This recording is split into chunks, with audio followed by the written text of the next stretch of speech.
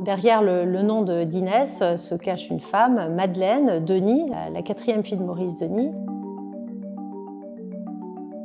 Maurice Denis est un peintre nabi, disciple de Gauguin, proche de Paul Sérusier, fondateur du groupe des Nabis. Madeleine passe son baccalauréat en 1925 et très tôt, elle sent ce désir de peindre.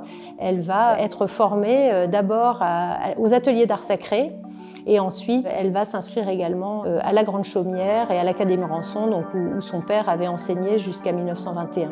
Madeleine a donc été essentiellement formée par son père, Maurice Denis, qui était peintre, mais aussi par les artistes de son entourage. Et elle raconte dans son journal ses souvenirs et son émotion devant la peinture de Bonnard.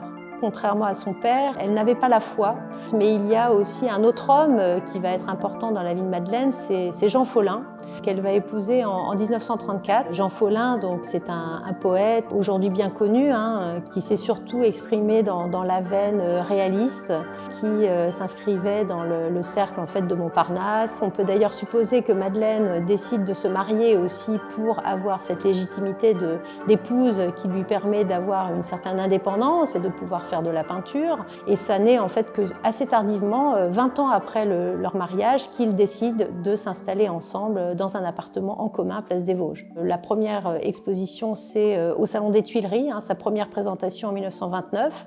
Elle exposera également au Salon d'automne, sa première exposition personnelle également à la Fenêtre ouverte en 1937 et d'autres expositions qui suivront. Je pense qu'elle a un parcours singulier. Elle creuse son sillon, on va dire, dans un chemin bien différent de celui qu'aurait pu tracer son père pour elle.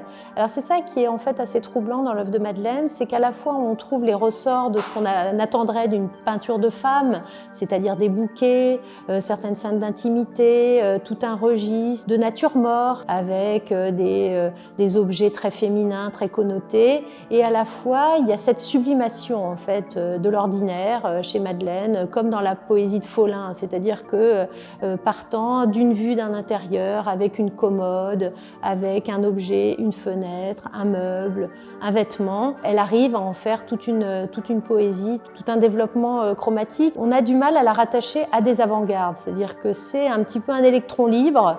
On aurait envie de parler de réalisme, alors on pourrait penser à Hopper, on pourrait penser à Magritte. Il y a en effet ce goût des détails dans l'œuvre de Madeleine, mais qui en même temps ne sont pas des détails rendus de manière photographique.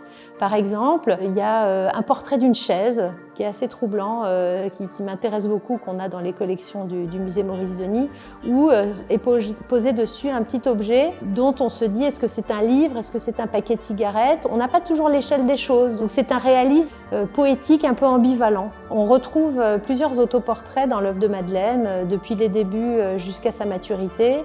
C'est à la fois une peinture qui est très autobiographique, très intériorisée, et en même temps c'est une peinture qui ne dit pas beaucoup de choses sur la vie personnelle de Madeleine. C'est des portraits qui à la fois ne nous disent pas forcément, ne nous livrent pas forcément la nature de la relation avec le modèle.